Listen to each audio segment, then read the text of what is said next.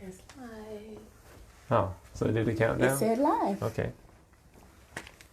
It said live. Hey guys.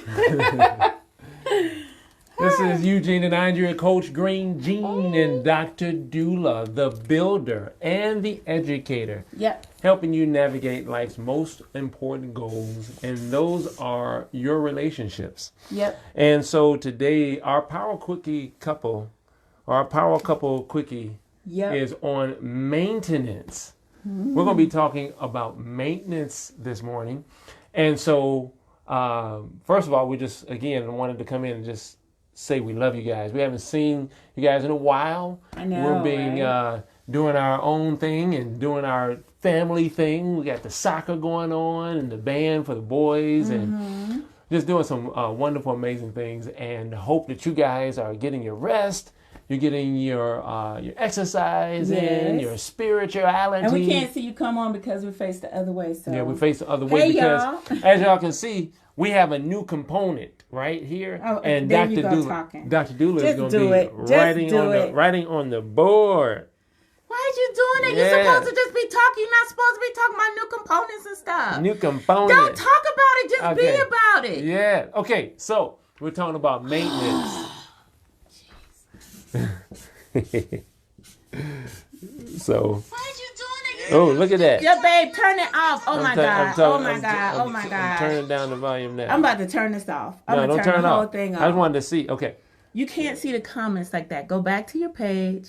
See, I told you we are doing it. There it is. Look, Can't see Ernesto is watching. Okay. Okay, so we're getting this. Right. So we're doing this backwards so you guys can actually see the writing on the board. The right way, because otherwise I'm using my phone just to see the comments. But anyway, we love you guys. And so we're talking about maintenance in your relationships because, we get calls and we get people coming to us asking questions, about navigating their relationships. That's whether it is romantic, recreational, or occupational. And they're having maybe troubles navigating. And that comes from maybe waiting a little while, right? And maybe waiting a little bit too long to get that tire rotation, right? Waiting past the 3,000 or 5,000 or 10,000 miles for the oil change. And you're getting into like maybe 120,000 miles, and then you're starting and the car is doing like this. Okay, you move too much. I'm moving too much. You move too much. And the car is doing the Cabbage Patch. And then you try to maintain, and we're causing serious, well, maybe not serious, but we're causing unnecessary things that we have to deal with. So we have to take time to maintain, and that's what we wanted to kind of share with you guys a little bit. Dr. Duda, what we got up here? Maintain that thing. And that's because sometimes I spell stuff phonetically, and I was like, the word is maintenance. The word is maintenance, but the way we usually say it is maintain that thing. You mentioned relationships, but I really think it's whatever. I think it's whatever we're seeking to do. I like that we highlight relationships because that's an area we deal with, but I also think that, sometimes he mentioned this earlier. That sometimes people feel like something is a little bit off, and they feel like something might need a little bit tuning, like you talking about your rotations. But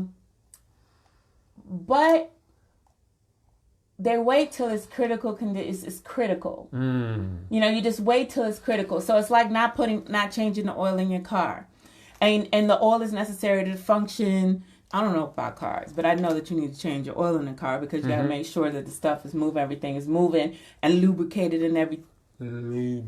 I'm sorry. There's certain words I cannot say to him. Lubrication. Exactly.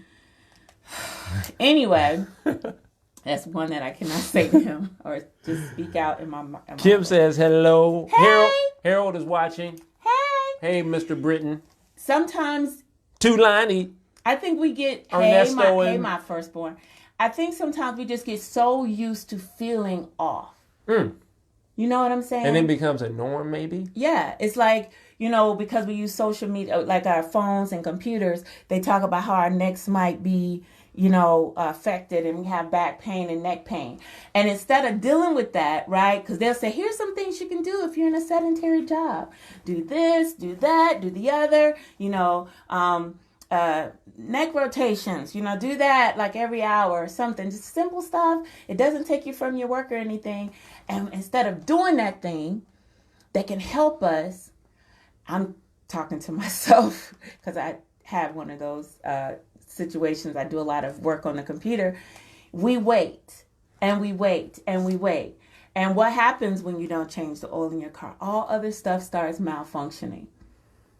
And we do that in our relationships. Sometimes.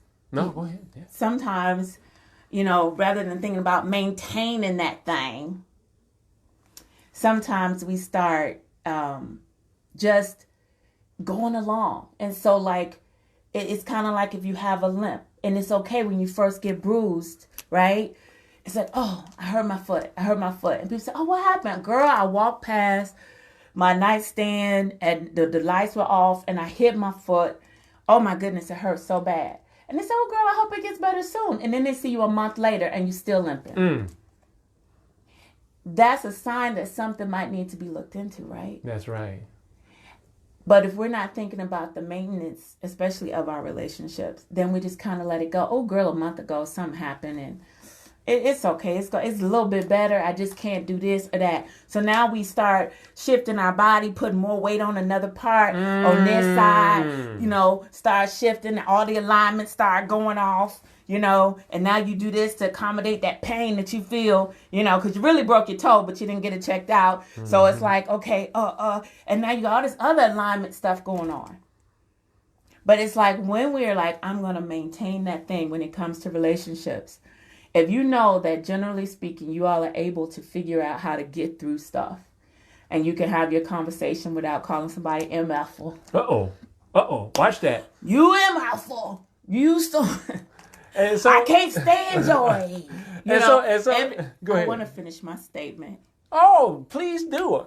I ain't trying to cut you off. Whatever. I'm just adding to. I get to finish my statement. Yes, you can do. Have it. You can have it. We sharing this thing. I don't want it. We sharing. Whatever. If you find that it's harder to get through stuff and it's harder to deal with stuff, then that's a sign that, our normal maintenance is not working the way we want it to. And so you think, do something different. We say that from our 25 years of marriage. And we go through seasons where things are different than what the way we used to maintain something is different. Our bodies change, our minds change about stuff. And so the way we do stuff changes. So you have to think about different ways to maintain things. Yes. And I was just going to add on to why you were saying different times. I think that one of the things that's so important is that when we consider maintenance, sometimes it's not a maintenance that we do with one another, right? Maybe there's some self-maintenance. That's really good. That needs to take place to actually enhance the togetherness maintenance. Definitely. It's that personal work. Right. And so it's like when you were talking about kicking that bedpost and then not recognizing that, and then you bringing it into not only your own personal work, but then you bringing it into the relationship because we hadn't slowed down. And that's kind of like myself. Like you're racing to the soccer game, you're racing to work, then you're racing to home, then you're racing to get that project done, and you're racing to go to bed, to get rest, exactly. Right? And so how do we, get effective maintenance? And what's been speaking to me as you were sharing was that let's begin to slow down, right? And allow ourselves to work with our day, right? Instead of working against the day. And then, that whole thing of self-love. And I think with an individual maintenance, right, that enhance the maintenance together. So it's always, I like that you say that because even when you're talking about power couples, the whole notion of what a power couple is, it's like people talking and saying, oh, these are people that do well together individually, and they do well individually, but then also can come together and synergize that energy. And sometimes we want other people to be able to magically know what we want or see what we want and do things in a certain way, but we are responsible for ourselves. And I like that you said that because the first thing you got to maintain is yourself. Oh, we got a question. What? From Mr. Harold Brenton. And yeah, your Come on, bring those questions on. Harold said, how does sex play in maintenance? I think that, well, were you pointing at me first? Because... I think first of all, I'll say this. I'll say that, we all know that people have their different sex drives. People have their different this. People have different that. As you get older, you're going to recognize, when it's easy for people to come up and say, look, you got to make sure that whatever you did, at the beginning, you did at the end. Okay, we got married at 21 and 23. We were like jackrabbits. Mm-hmm. A lot of it. Still a lot, but... It was different lot. Different lot. It was a different lot. It was like, it was like, think I like that one. Let's go do it again over there in that room over there. I don't like that one. Want no kids around. I don't like that one. Let's try it on the steps. Stuff like that, right? Just whatever. The steps. You don't remember that. That was one of my favorite moments. Oh. I'm sorry. Okay, I take it back. I take it back. Okay. We're talking about sex as it relates to maintenance. The question. That's it. Okay, I'm back. Harold, I'm back. Harold asked the question: how does sex? Okay, so why don't you comment on it? No, I am, and cut me off when you're ready. But I was going to say that sex is a very important part of maintenance, right?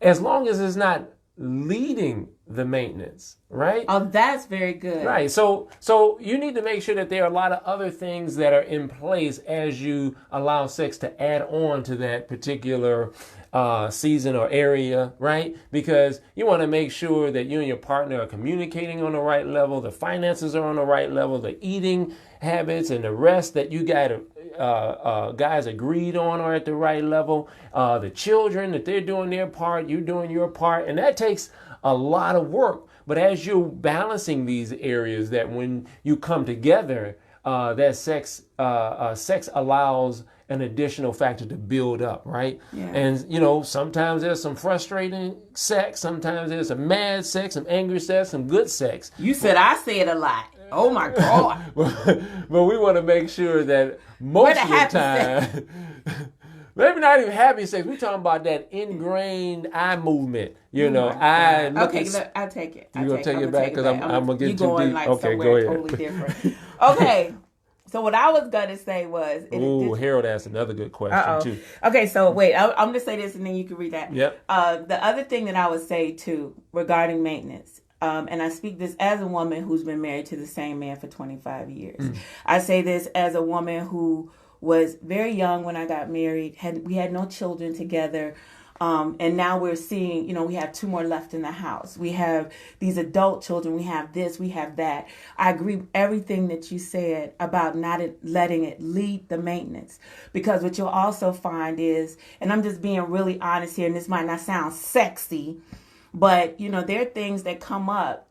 He's almost, can I say you're almost? Go ahead. With your sexy talk. Go ahead. He's almost 50. Almost 50, baby. You're looking good, babe. Trying to stay sexy. Okay, whatever. Trying to keep up. Whatever. We're beautiful. But so I'm a couple of years under him, I'll say it that way. And so I think the biggest thing is that we have seen each other through so many different challenges that we've had. Talk about it. And I just want to make sure that we understand there is no downplay to sex, because when you're not intimate, depending on how your relationship is set up, when you're not intimate, it can feel like that there's and not intimate in a way that feels connecting for you, because to me it's like magic. To me, when we actually connect, like he was talking about the eye, there's a connection that's like, what, is to me, it's metaphysical. It deals with a deeper part of who we are.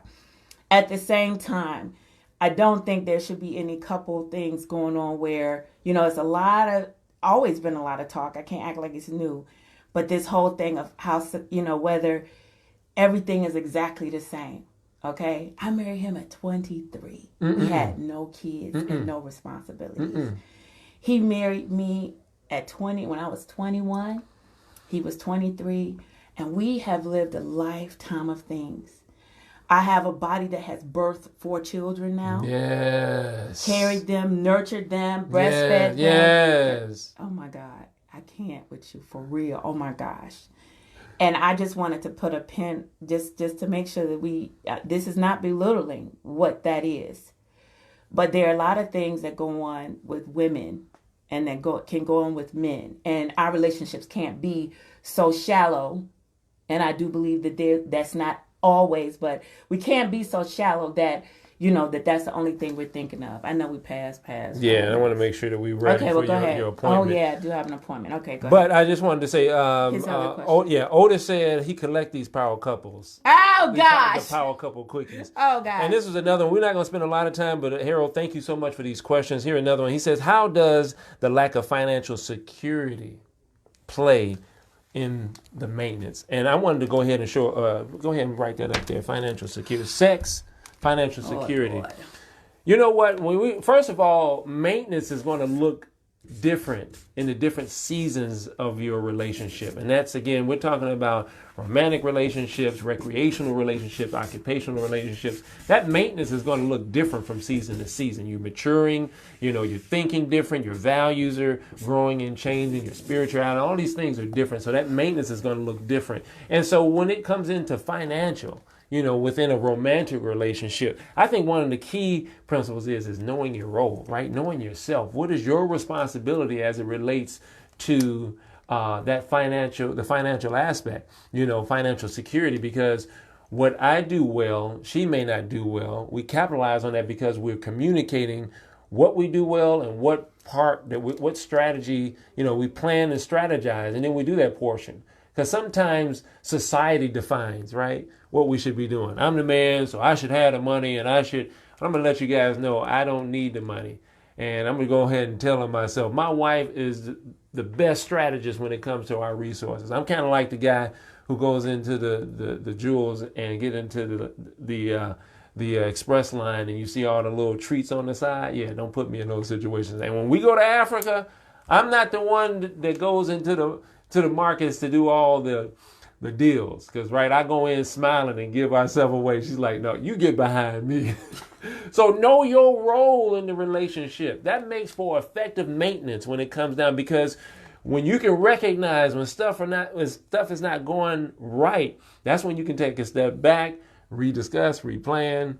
So, yeah, know your roles. I was going to say this as we close out and everything, that when you said know your roles, and we don't have time to talk about it, no.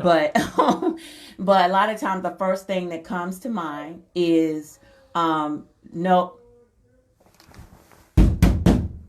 They don't know we recording, huh? No, I guess not. Just up there yelling. What's wrong with them? Anyway, one of the things that comes to mind is when people say know your roles, is people start putting in very masculine, feminine, hierarchical roles. Teach. Like, this is what a man should do. This is what a woman should do. We have our own particular take on that. If you want to look at some of it, you can go to WeBuildLegacy.com and see it, because we don't have time to break that down here. But we actually do talk about it. We have a free download that you can look at where that's called What's Black Love Got to Do with It. What's Black Love Got to Do with It? It's a free download at WeBuildLegacy.com under the freebies. And please look at it, because when it comes to, and this is just my personal belief, when it comes to the roles that we play, and we're talking, I look at things realistically for me and based on my context, and I don't just reiterate what's said. And so I know that what I'm about to say is going to sound different than what some people believe, and that's okay. I'm grateful for that. And I think that one of the things of being free to speak and understand that we are a conglomeration of diverse cultures is that we have the opportunity to express these things in different ways. So when it comes to knowing your role, sometimes we instantly fall into this, for whatever reason, we fall into this category of like, that's right. And I've been telling my man, he should be doing this, and this. I'm going to make this one statement, and I'm going to invite you to go look for the free download, What's Black Love Got to Do with It, on WeBuildLegacy.com. For those that are holding to the very conventional and traditional perspectives about what a man and woman's role would be in a romantic partnership that's in marriage. If you hold to that, once you come outside of one of those things, then you've broken the mold. And our invitation is to continue to break the mold. What does that mean? Traditionally, and this is what my research was in. Thank you, babe. This is what my area of research was in. Traditionally, the man is the breadwinner. He handles everything outside the home, all the business, all of those types of things. Even to some extent, some people he cuts the grass. He gets the maintenance done on the car. He does all those things. And then the woman's role is in the house. So then that means she is cooking, she is cleaning, she is caring for kids, for the children. She is the manager of the home. And they are very isolated in that way. Okay. The thing that I say is, especially as people in the African diaspora that have had different challenges come their way. However you have your thing set up, if you're outside of that mold that says this is what a man does, this is what a woman does, once you get outside that mold, you really can't look at that mold and say this is the model you're following. Okay? Once you get outside of that, for example, man, if you're not taking care of the household by yourself, which would be technically the role of the man, then you're not in that mold. Okay? If she's helping you, then to hold a woman, to have help financially, but to not help with the house or the children and stuff doesn't make the fullest sense. So when it comes to finances, when it comes to all of that setup, a lot of times people will just instantly go to what the man is doing. There's a historical context in this country that if we don't acknowledge, we do ourselves a discredit. And I would just encourage us to first look at our partnerships and say, what do you bring to the table? I done came through this jacked up situation, and you done came through the jacked up stuff. What do we bring to the table? And if it happens that we fall into these traditional things, wonderful. But if something about it doesn't fit, and we see another way we can partner to make this right, rather than holding ourselves in contempt, like if you was a man enough, look, I met him when I was studying electrical engineering and mathematics. He met me, he was studying architecture. So the fact that I homeschooled for 13 years and have done anything domestically at all was not our plan. So I think we need to think broader, and I say that especially as people of African descent that are disenfranchised in so many other ways. We need to think for ourselves. We need to look at what we're dealing with for ourselves and free and liberate ourselves from things that literally feel like chains and bondages to us. Teach, doctor. That literally make us feel like we are inadequate and not enough. Everything we do does not have to be compared to what, based on majority culture, based on what, everything don't have to be compared to that. So that's my long answer. Sorry, Harold. Look what you didn't start. I'm sorry. I get passionate about that. And Dr. Dula, thank you for taking so much time and breaking that down. I know we didn't have the time, but thank you for taking that time. Right, we hope you guys enjoyed that. But what we want to do is encourage you. If you're needing assistance with navigating your recreational, your romantic, or occupational relationships, please visit webuildlegacy.com. Exactly. We have some free downloads there. A lot of it is based on Dr. Dula's research as it deals with African Americans and the gender role models and that power structure, assisting us on how to navigate these relationships, not by a deficit model, but by the model that works best for you. And then thirdly, we want to make sure that you guys stay engaged, because on Saturday, October 26th, Coach Green G is coming together with you on another 3H intro to pre-apprenticeship program for young people from the ages of 12 to 17. Exactly. And we're going to be using construction and safety skills to enhance young individuals on how to connect in the world with their head, their hands, and their heart. We're coming from an indigenous perspective, and we want to make sure that these young professionals are equipped when they move forward in life. And fourthly, not last, or what is it? Not least, not last, but least, or however you say last it. but not least. We got Dr. Doula here. Yeah, which is why I have to run anyway, because I am going to teach my Sankofa Birth Ambassador Workshop. Come on. I love collaborating with my husband because both of us come from an indigenous knowledge systems perspective. Before there was modernization of things, before we assimilated into cultures, we are both graduates of Tuskegee University, where there was George Washington Carver and where there was Booker T. Washington.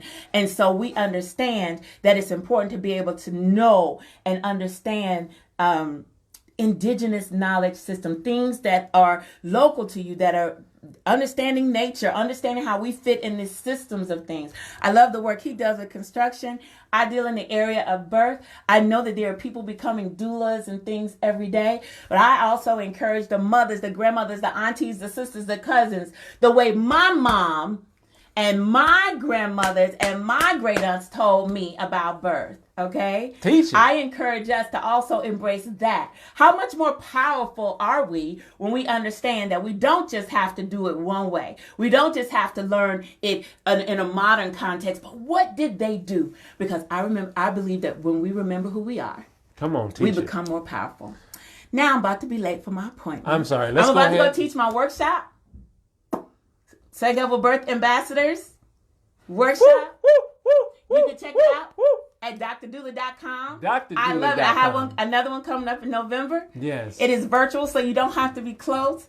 But trust me, you will feel it. Yes, you will. Yes. They are and I'll dynamic. set you on the path, baby. So thank you guys for joining us for another Power Couple Quickie. Today's too, talk Lotus. was on maintaining that thing, right? So this is Coach Green Gene, the builder, Dr. Doula, the educator, helping you navigate life's most important goals. Your that is relationships. Lotus said, Thank you, I've guys. assisted in births before, and I know my way. I've been guided by the ancestors. That is how we do this. We have an ancestral history and culture, whether it's a building, a birth, or relationships, that we can call back to, y'all. Let's call back to it. I'm going to turn the video off for you. There's your phone. Thank you. Love you guys. Mwah. Talk to you.